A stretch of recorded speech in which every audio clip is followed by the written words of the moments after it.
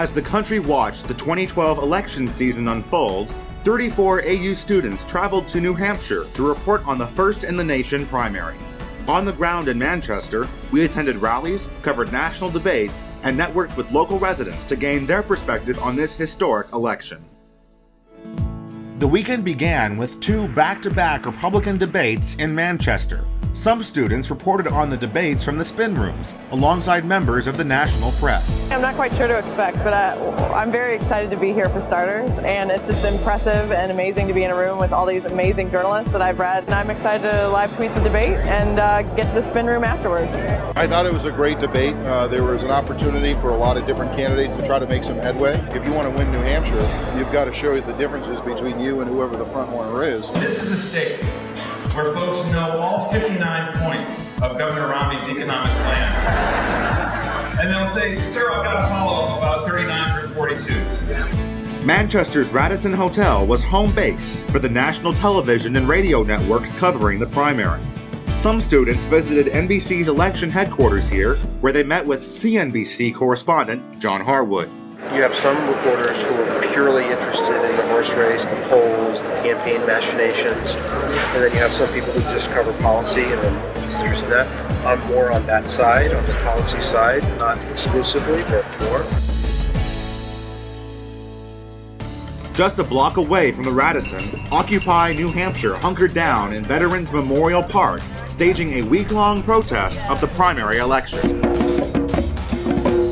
We think that the money has to come out of politics, that the military-industrial complex is off the hook. With this healthcare reform, making it so that pre-existing conditions were covered. You know, that's a really big issue for me. The disparity between the rich and poor is growing so rapidly that something's clearly wrong. Protesters weren't the only ones present at the Occupy rally. A few politicians also dropped by to campaign for votes, such as Republican presidential candidate Fred Karger. I am a presidential candidate. I'm one of the 30 on the ballot here, but one of the 7 on the Michigan ballot. As the field shrinks, I'm standing out a little bit more. I'm the only moderate Republican running. I've got a pro-choice, pro-gay marriage, out of Afghanistan now platform, very different than my other candidates. Also visiting Occupy was one of the race's more infamous candidates, performance artist and satirist Vermin Supreme. Hi, I'm Vermin Supreme, the friendly fascist tyrant that you can't trust. Let me run your life because I know what is best for you. Yes, and all vultures suffer vermin. I am the Vermin Supreme, and that is why I'm the most qualified candidate in this race at this time. So this is election year. Vote early, vote up, and remember, vote for me. Vermin Supreme is a vote completely thrown away. Thank you very much. As the Occupy movement continued in the background, students branched out to cover campaign events big and small. In Exeter, New Hampshire, New Jersey Governor Chris Christie spoke at a Romney rally. The president's encouraging these people to be angry at me, because we stand up for what we believe in. That's wrong. That's not America. I never imagined I'd get a chance to run for president of the United States and to see the people across the country, but this welcome tonight, this enthusiasm, this excitement, this tops it all. Thank you so very much. Romney campaign buttons. Mitt Romney campaign buttons. At Mojo's restaurant in Manchester, a Ron Paul event went awry as a media swarm forced Paul to make a quick exit. Student Stacy Coble was the first reporter to interview a woman who was irate about the turn of events. His aide said it was too dangerous with all the press. And he said if you can get rid of all the press, he'll go back in. Governor John Huntsman crisscrossed the state in the primary's final days, holding many well-attended events at bakeries, coffee shops, and other venues. We're going to see people turn out in the state and upend conventional wisdom. This always happens in New Hampshire. We've got a couple of days left, and all the work that we do is focused on the next generation. Are you supporting John Huntsman? Yeah. Is everyone else supporting John Huntsman? Yeah. I feel that Huntsman's, one of the most consistent people in this race. If not, he is the most to me. I've met him a bunch of times. I've met his family. I've worked a lot with his campaign, and I just feel really strongly.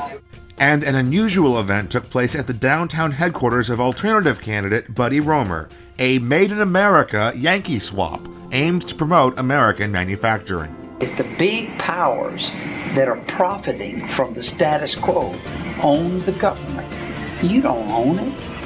It's a disgrace what's happened to America, and it's not working. So the reason I run is because I didn't see any other candidate who was going to be any different. When Election Day finally arrived, several students were out early, volunteering as exit pollsters at various polling places on behalf of the Concord Monitor.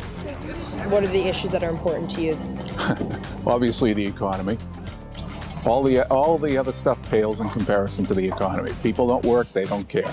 I feel very strong about our country not going into the socialistic era. And I was there during the commie time when I had to stand in line and get food, and when it was out, too bad.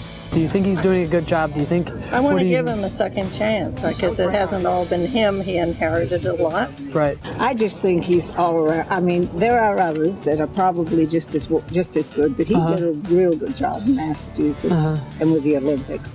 And I think he can turn this country around. Okay. And it certainly needs it. Afterwards, the students reported their results at the Concord Monitor's headquarters and sat in on a meeting where journalists offered political perspective on this year's primary race. We've just not had something like that before. I mean, usually the important thing is who wins the New Hampshire primary and what that does to the rest of the field. And we have this kind of reverse feeling, which is, okay, well, Romney may well win, but it's going to go on to South Carolina. What claim do you still have to a special privilege if your polls are moving in complete concert with the national polls? This is really a problem, and it's going to undermine the case for Iowa and New Hampshire going forward.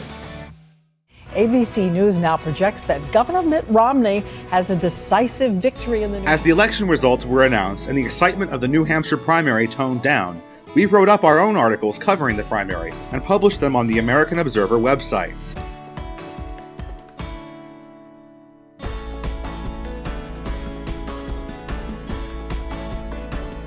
Though the Republican primary would continue to be fought long and hard over the following months, we left New Hampshire with a renewed sense of what it was like to see democracy in action.